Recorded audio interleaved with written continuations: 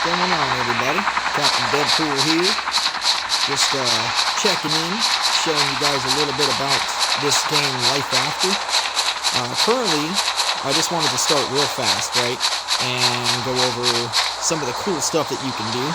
Now, this is my guy, as I had told you before. I was designing him the last time I did a video. And there's my dog, Noodle. So Noodle's quite happy, doing his own thing. So I wanted to go over some pretty neat shit that you could do in this game. And I'll keep it brief, but I wanted to show you a little bit about a little bit. So, anyways, what I'm showing you currently right now is your homestead. Now take a look at this layout, okay? Now the cool thing is that this has got probably one of the biggest maps I have honestly ever seen when it comes to a mobile game. The map is like 5 times bigger than Call of Duty Mobile, and it's pretty fucking crazy, honestly. So, when you first start off, you've got to, kind of get your shit together, and you turn into this Revenant. You start off as a human. Even though you picked Revenant, you got to turn into one, which is basically you getting, bit, and then, you turn. So, as you go, you end up getting a hold of some neat stuff. So let me show you some of the neat stuff, right? First off is your beginner home, which I'm currently working on. My guy is pretty angry. And you get your dog and blah, blah, blah, blah, blah. So, let's get into it. So now you get your guy, right?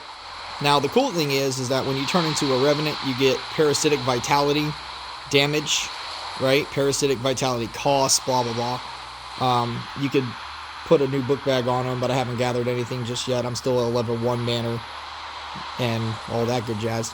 So let me see if I could, there we go, get rid of that little screen thing here right quick. Alright, so there was me, right? There's a lot that goes into that. I can go on forever as far as like this different stuff that you'd have to do as far as making your guy where he needs to be. Now the cool thing is when you go into your dog, right, you have your information about the dog pack, which is food. You could feed them, you train them, and you play with them. So any kids that are 90s kids, right, you guys are used to having, or not used to having, but used to have a Gigapet. Some of y'all did, maybe not all of you guys, but I know I did. Little Tamagotchi, whatever the hell's. So let's just, for shits and giggles, go into a feeding, right? So as you're playing this game, you come across a lot of really neat stuff. The main thing that you're going to see is going to be bone, rib meat. You will come across whenever you hunt. Mushrooms, strawberries, cave mushrooms, watermelons, honey, all that good stuff, right? So there's a lot of shit that you can, get. Now the cool thing is about this is that you actually have to go out there and you have to hunt. You actually have to hunt and you have to get, your supplies. So let's just say for shits and giggles, because I'm not going to get rid of my rib meat just yet. And I will go into that in a second, but you give him a bone, right? So right now, whenever you go to feed this dog, you'll have your fullness meter, which if it's all the way down, he's hungry. And if he's hungry, he will not do the things that he's supposed to do, which is warn you if there's a bad thing around you, a zombie, or, protect you, whatever. Now, you have the just right meter. That is too cool, because you can feed him to the point where he's just right, and he feels good, or you could stuff the shit out of him. And I don't know what that little beeping noise is. I'm going to have to go into that later and figure that out. But anyways, so you could stuff the shit out of him, which I'm probably going to do right now just to show you. So you feed him, he gets super happy. The love grows deeper, which is actually pretty cool because whenever you feed him, his love will grow deeper for you. When you play with him, his love grows even deeper. When you take him with you, his love grows deeper. So I'm going to go over a couple little cool things that I've got. So far, if you look at my weapons base, I have a machete, I've got a bow and arrow, I've got a crude box, which is full of ammo, and my handy-dandy rifle. Now, this is a bolt-action rifle. It does some really badass damage, so I can go against things that I wasn't able to go against before. So that's pretty neat, but everything that you have, you actually have to make, and we're going to go into that in a moment. So now when you look at it, right, you actually have to make these things. You have to make your bow by gathering supplies. You have to make your machete by gathering supplies. So it's wood, it's flint, it's, iron ore, it's all sorts of stuff. So when you make these things, these are makeshift weapons that you basically have, right? Now, if you look at my bow and arrow, it's just about there.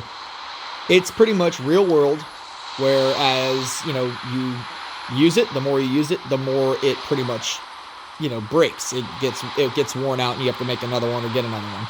Same thing with a machete, same thing with a rifle, and same thing with the crude box. So in this world, they are basically letting you make the stuff that you need to make in order to survive.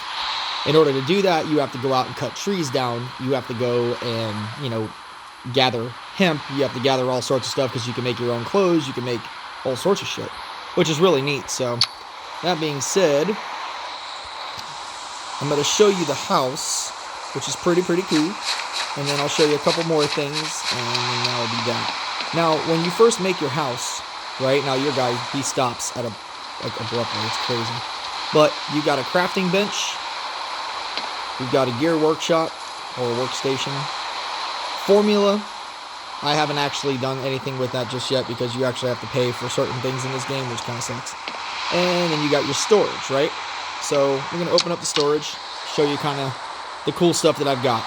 So now if you look at the left-hand side is everything that you've got in your book bag, right? So you can go in and, click it and put it into your storage if you decide to do so, or you don't have to. Now, I've got everything from a cast iron drill bit. You actually get animal hide. That's what you use to make clothing, armor, and stuff like that. Drill engine oil for the actual drill when you get one, or when you make one. You've got twigs, plant roots, flint.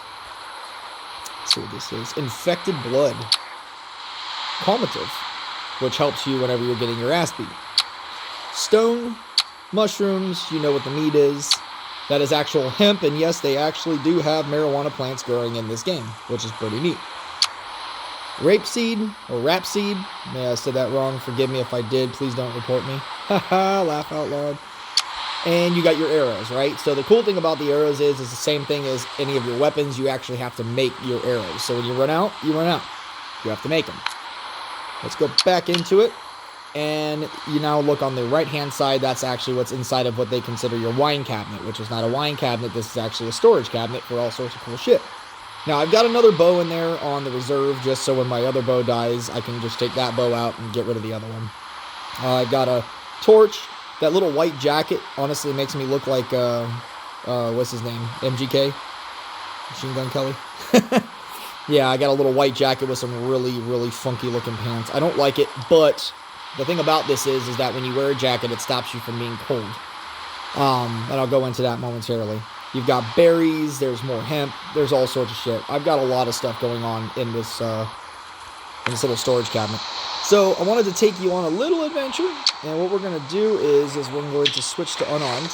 That way we don't waste any bullets doing whatever it is that we're doing.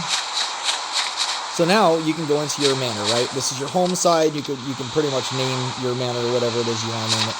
They have a magazine stand that gives you, the latest on whatever it is that's going on in the world. You come over here, you've got a mailbox, which is right there. This beastie is your door plate. Now, granted, I am not going to go into my door plate because my door actually has a code on it. That way, anybody who comes across my little shed cannot just break right in and take whatever they want, blah, blah, blah. Now, granted, I'm sure things happen, and it is what it is, but I didn't just, out of security purposes, me putting this on the internet, anybody playing, I don't want people knowing my code. Now, going in, you got your controller, which shows your manor itself to upgrade, and then that little stick with a bone is my doghouse. Over time, I will end up getting myself a doghouse, which is pretty neat, but right now, I don't have that. So, now what we're going to go into real fast is we're going to go into your look. So when you click your look, right, obviously I got my standardized look here, which this dude's got a really badass six-pack. I'm not going to go much into it because I don't have, actual money in this game just yet, but you can, as you can see on the right-hand side, you can buy clothes, you can change your appearance, different book bags, glow sticks. You can put a pendant on them, a ring, and then a thought or a speaking bubble. When you go down to formulas kind of show you, hey, this is what you can make. Now, granted, you can do crafting tools. You can craft a rabbit trap, a bug net. You got your simple bow and arrow, which is what I normally use, and then your calmative, which you just need hemp, obviously, to make you calm. So this is your main menu, right? So you have on the right-hand side camp, then exploration, abilities, outfits. So you can go to the mall. It tells you, how much your battery is looking like up in there, the top right-hand corner. Sunset in 5 minutes. Now, when the sun sets, the shit hits the fan. So it's not good. Now, every now and again, you will see the dead around your area, but for the most part, you won't see them. The ones that do hang around your area, they're not very strong, so you can take them out pretty quickly. Now, here's a really cool thing you can do. Now, when you click your garage, right, your garage on the right-hand side, it'll show you what kind of vehicles you have. Now, I'm assuming later on, based off of the slots, you can get cars or trucks or whatever. Right now, I've got a bike. So what you do, and if you've ever played any games like Second Life or anything like that, a lot of this feature is pretty much the same. You pretty much put it to where you want it, right? And then you craft it. So now you've got yourself a bike. There's your bike. Now here's the cool shit about your bike. Your bike has hit points, obviously. Like any other vehicle, you can blow it up by accident or intentionally. Also, cool thing about this is you actually have to find gas, because once it runs out of gas, obviously, it doesn't work. So, you have to fill it with gas. You have to put motor oil in it, the whole 9 yards. So, that's pretty neat. This whole thing, like I said, this game is very much so realistic when it comes to a lot of shit. The thing that I love is that you can take your dog, wherever he is. Apparently, my dog is nowhere to be found currently. There he is. Hello? Sir? What's your name? Excuse me, sir? Anyway, so what you could do is you can actually take your dog, and let's see if I can go ahead and get this bad boy on. Now, I can tell you this, that whenever you're riding this thing, it saves you a lot of time. There's your dog, and then you can get on. Now, Noodle travels everywhere with me. He stays with me at all times, and we ride the coast together, man. So it's pretty neat because when you do take your dog with you, he grows to love you a hell of a lot more. So now that being said, let's see if I can put this guy away. All right. So now that being said, we're going to go into a little bit of what you can do. Now, when you go up to something like this, obviously you have to destroy it. My guy goes into a weird karate chopping mode where he and he takes it, right? Here's the cool part about being a revenant. You don't need an axe to chop a tree down. So let's go up to a tree, and I'm still learning the controls a little bit, but ready? You will infect the tree, and the tree will explode. Now here are your pot plants that grow all over the place. Not saying he's a pothead, but I'm just saying that he is a pothead. Not going to gather any more hemp, though, because I've got a lot of it. So I'm going to give you a little bit more of a rundown, but it's pretty neat because you go around and you have to gather your supplies. So I'm going to show you around a little bit. This is kind of around my camp. Now, when he's running like this, like it actually runs pretty quickly, he's not hungry. So if you actually get hungry, your stomach will growl and you will not run as fast as you could. Same thing with your dog, though. You have to keep your dog fed and ready to go. I know I went over that. Now, my camp comes with a bunch of random shit. Right? You got a bunch of random trucks, cars, all sorts of stuff. This is very post-apocalyptic. So normally what I do is, depending on what it is I'm looking for, so you can gather these berries right here. I try to go around and I get, what I need. So a lot of times to start a fire, for instance, you need twigs. And you need this, and you need that, etc., etc. Let's see if there is a dead person anywhere around, but I highly doubt they're going to be anywhere around right now because the sun's out. A lot of times with the sun being out, they don't come out. But every now and again they will survive, they'll surprise you. Now, going around here, this is pretty much what the world will look like. Like I said, this thing is the biggest world map I think I've ever played as a mobile game. So do not let this tiny little itty-bitty property that I'm running around fool you. But you kind of get the idea. The movement is a lot like Call of Duty Mobile from a third-person point of view. Oh shit, there it is. So there's your dead. Now, when your dead notice you, they will come after you. Your dog will let you know. He will let you know if there's anything around you, so you got to keep him fed and happy. So when you look at him, you can actually search these things. Now, he's got that blue piece right in the middle of him. A lot of times you will get, what is it called? The spores that will fuel that big blue flower that's on your back. Now, when you go to search these things, sometimes you'll find hide, sometimes you'll find other things, but this one right here, all he had was bone. So we don't really need any bone right now, but that's what your dead look like. Now, they will growl at you, they will do their own thing, but do not take them for granted because they will come after you real quick and fast if they are a higher level. So going into this, I'll show you a little bit more around what we got going on. I don't think I can actually take any of those plants, but this is what you're looking at. Pretty neat game, honestly. I've played it, enough to have, certain things that make it a little bit more fun.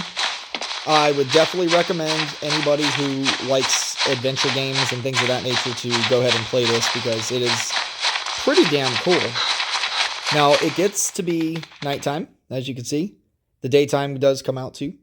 And also, it goes from regular hot weather. You can actually see on the top right-hand corner, it'll tell you if it's spring or not, or summer or whatever.